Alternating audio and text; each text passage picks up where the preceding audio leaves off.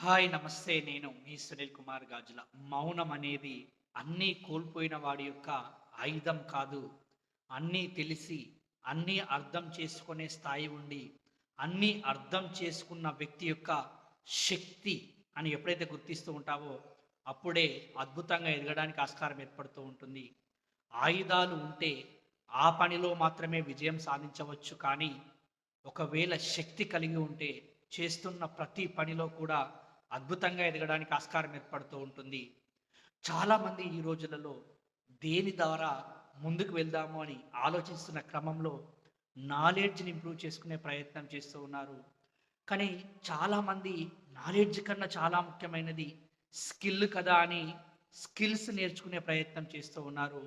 మరి ఇంత నాలెడ్జ్ ఉండి, ఇన్ని స్కిల్స్ నేర్చుకున్నా కానీ ఎందుకు అక్కడే ఆగిపోతున్నారు అని ఆలోచించే ప్రయత్నం చేస్తే practice only the key to knowledge turns to skill అని అంటూ ఉంటారు.